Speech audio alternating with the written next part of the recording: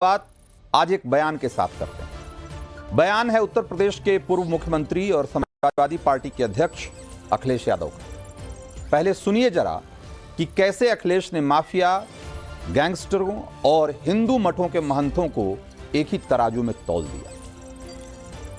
मुख्यमंत्री ने कहा है कि सपा और अखिलेश यादव अपराधियों में भी जादू पीढ़ी ढूंढ रहे हैं। क्या कहेंगे सर? अभी ताजा बयान है। मठाधीश और माफिया में कोई ज्यादा फर्क नहीं होता है। अगर आप डिक्शनरी उठा के देख लो भाई डिक्शनरी तो आपको भी उठा के देखनी पड़ेगी। तो अखिलेश कह रहे हैं कि मठाधीश और माफिया में कोई फर्क नहीं होता। इस बयान के बाद पूरा संत समाज गुस्से में है कि आखिर अखिलेश ऐसा बोल कैसे सकते हैं। लेकिन सच पूछिए तो इसे सुनने के बाद मुझे ज्यादा हैरानी नहीं हुई, क्योंकि उत्तर प्रदेश में समाजवादी सियासत में गुंडे माफियाओं का ही दर्जा मठाधीशों जैसा रहा है। अखिलेश यादव ने कोई नई बात थोड़े ही न कही।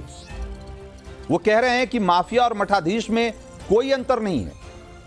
असल में ये तो समाजवादी पार्टी के लिए सत्ता सूत्र की तरह है। इसी सूत्र पर उन्होंने अपनी राजनीति भी चमकाई और सरकारें भी चलाई। सच तो यही है कि कथित समाजवाद के दौर में माफियाओं को मठाधीश मान लिया गया और इतिहास गवाह है कि सत्ता से लेकर प्रशासन तक को माफिया टर्न मठाधीशों के सामने नतमस्तक होना पड़ता है। भाई मठाधीशी तो था अतीक अहमद, जो अपने पेट को लेकर तत्कालीन मुख्यमंत्री मुलायम सिंह यादव के से हाथ मिलाने पहुंच गया था और उनको हाथ मिलाना भी पड़ा था। मठाधीशी तो था मुख्तार अंसारी, जिसको पूरे पूर्वांचल की गद्दी सौंप दी गई थी। सारे शासन प्रशासन को हिदायत थी कि मुख्तार अंसारी के सामने अदब से सिर झुकाओ, वरना आगे आप समझ ही रहे हैं। समाजवादी पार्टी के शासन में ऐसे कितने माफियाओं को मठाधीशों से ज्यादा इज्जत और रुतबा हासिल थी। उत्तर प्रदेश इसका गवाह रहा है। दरअसल परिवारवाद की घुटी हुई राजनीति से निकले समाजवाद का नजरिया है कि मठाधीश और माफिया में कोई अंतर नहीं होता, क्योंकि दोनों भाव इससे बड़ी आसानी से सिद्ध हो जाते हैं एक ही वाक्य में। एक हिंदुत्व को कलंकित करने का और दूसरा माफियाओं को महिमा मंडित करने का। अब जब ऐसा कहेंगे अखिलेश यादव तो संत समाज में तो गुस्सा होगा ही। एक बार जरा सुनिए संतों की राय। राजनीति में दुष्चरित्र व्यक्तियों को अपना परिवार मानने वाले व्यक्ति से और अपेक्षा भी क्या की जा सकती है? सनातन धर्म से इतनी नफरत। मठाधीश जो होते हैं वो बांट करके ग्रहण करते हैं, खुशियां बांट कर ग्रहण करते हैं, और भूमाफिया जो होते हैं छीन कर ग्रहण करते हैं। जो उत्तर प्रदेश के बड़े माफिया थे मुख्तार अंसारी और अतीक अहमद, उनकी मजार पर जाकर फातिया पढ़ते हैं और सनातन के विरोध में वो हर प्रकार के वो कार्य करते हैं जो उन्हें नहीं करने चाहिए।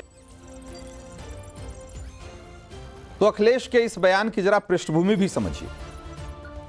अपनी जाति के एक हिस्ट्री शीटर, एक डकैत, एक अपराधी के एनकाउंटर से अखिलेश यादव इतने तिल मिला गए कि सनातन की मठ परंपराओं के लिए उलूल जुलूल कहने लग गए। खैर, अखिलेश के इस बयान से स्पष्ट हो गया है कि मुलायम के दौर की समाजवादी राजनीति आज भी नहीं बदली। आज भी समाजवादी पार्टी माफिया, गैंगस्टरों को संत की तरह ट्रीट करती है, उनके जुर्मों पर पर्दा डालने की भरपूर कोशिश करती है। मुख्तार अंसारी से लेकर अतीक अहमद तक ऐसे तमाम माफियाओं की एक लंबी लिस्ट है जिन्हें समाजवादी पार्टी ने खुलकर गले लगाया, उनके गुनाहों को छिपाया, उन्हें संरक्षण देने के लिए गैर कानूनी हथकंडों को अपनाया और माफिया गैंगस्टरों के पीछे पड़े सरकारी अफसरों को डराया, धमकाया, जान से मारने का डर दिखाया। यूपी में मुलायम राज के दौर में ही इनकी अनगिनत कहानियां हैं, अनगिनत गवाहियां हैं, और इसकी ताजा गवाही माफिया मुख्तार की मौत के बाद सामने आई।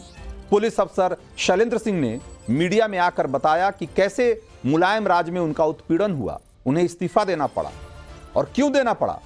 क्योंकि उन्होंने माफिया मुख्तार के पास से सेना से चोरी हुई लाइट मशीन गन बरामद कर ली थी और उस पर एनएसए का मुकदमा ठोक दिया था, जिसके बाद उनकी जिंदगी मुश्किल हो गई। क्योंकि उन्होंने मुलायम राज में माफिया के मठाधीशों के सामने, माफिया रूपी मठाधीशों के सामने सिर नहीं झुकाया। तब भी नहीं जब खुद सीएम की तरफ से दबाव आया, उन पर अनगिनत मुकदमे लाद दिए गए। 17 साल बाद उन्हें सीएम योगी ने इंसाफ दिलाया, झूठे मुकदमे हटाए और नौकरी भी बहाल की। अखिलेश राज और माफिया और मठाधीशों की को एक जैसा अखिलेश जो बता रहे हैं, इसके पीछे योगी आदित्यनाथ से उनकी चिढ़ भी समझ में आती है। यह अलग बात है कि योगी आदित्यनाथ के शासन का हवाला देश के दूसरे राज्यों में दिया जाता है। आज जुर्म पर लगाम लगाने के लिए योगी मॉडल की सिफारिश की जाती है। हिस्ट्री शीटर मंगेश यादव का एनकाउंटर में मारा जाना उसी कड़ी का हिस्सा था और आज अखिलेश यादव उसी हिस्ट्री शीटर के परिवार से मिलने पहुंचे। आप सोचिए कि जिस मंगेश यादव की पूरी क्राइम कुंडली जघन्य अपराधों से भरी हुई है, जिसमें डकैती, चोरी, रंगदारी क्या नहीं है, उसमें उसकी तस्वीरें दिख रही है, सीसीटीवी फुटेज पुलिस ने जारी कर दिया। लेकिन राजनीति की मजबूरी देखिए कि अखिलेश यादव को उसके परिवार से जाकर मिलना पड़ रहा है, सिर्फ इसलिए क्योंकि वो मंगेश यादव है। और अखिलेश इस मामले में जाति की सियासत में बिल्कुल पिछड़ना नहीं चाहते, क्योंकि ऐसा नहीं करने पर अभी उपचुनाव होने वाले हैं। अभी उनको लग रहा है कि अगर कहीं चपत न लग जाए, जाति की वोट इतना बड़ा वोट बैंक है, कैसे छोड़ा जा सकता है। और इसके लिए उन्होंने सनातन विरोधी दाव भी चल दी। लेकिन वो माफिया और मठाधीशों को एक बताकर जिस तरीके का उन्होंने जोखिम मोल लिया है, वो बिल्कुल दिखाई दे रहा, क्योंकि पूरा संत समाज गुस्से में है। और अखिलेश ने जिस अंदाज में बयान दिया है, उसके बाद यह भी समझिए कि मठाधीश शब्द को कह रहे हैं कि जरा डिक्शनरी में जाकर देखिए, शब्दकोश में तलाशिए कि इसका मतलब क्या है, माफिया और मठाधीश।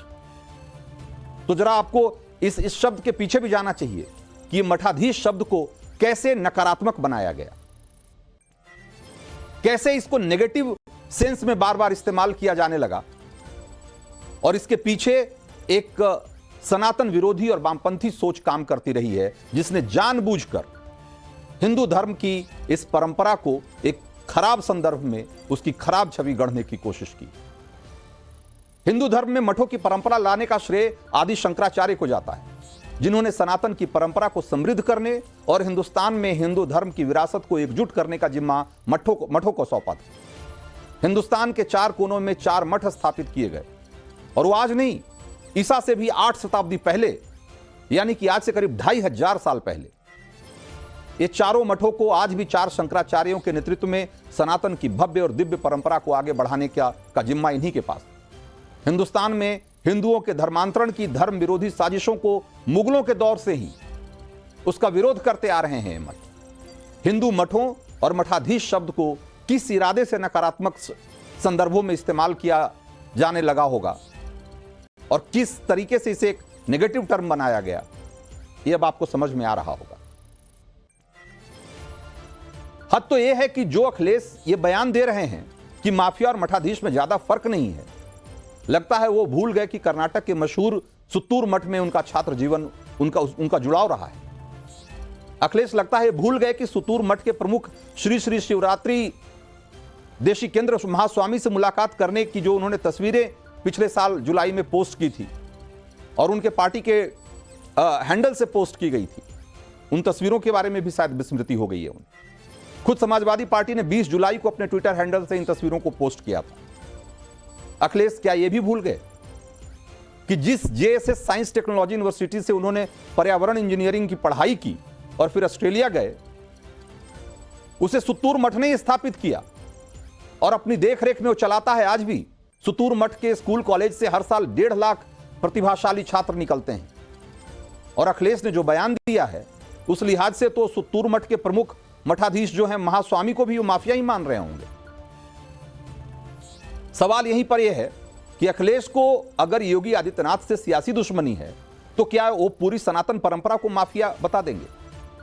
असल में तुष्टीकरण के वोटों के लिए अखिलेश सनातन पर चोट कर रहे हैं। मुल्ला मौलवियों और मुदरसों को ऐसी इस तरह की तुलना करने की हिम्मत नहीं दिखाते। नकली नोट छापने से लेकर रेप, आतंकवाद के उकसावे, धर्मांतरण, ऐसे तमाम जाने कितने जघन्य अपराधों के मामले में मुल्ला मौलवियों से लेकर और उनके मदरसों के नाम जुड़े हुए हैं। उन्हें माफिया बताने की अखिलेश की हिम्मत नहीं होगी, उनकी जुबान लड़खड़ाएगी।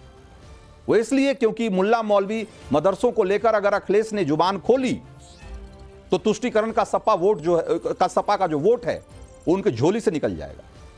जो लोग माफिया और मठाधीश को एक बताने वाले अखिलेश के बयान को हल्के में ले रहे हैं, उन्हें यह भी जानने की जरूरत है कि हिंदू धर्म के मठाधीशों पर अखिलेश राज में लाठियां बरस चुकी हैं।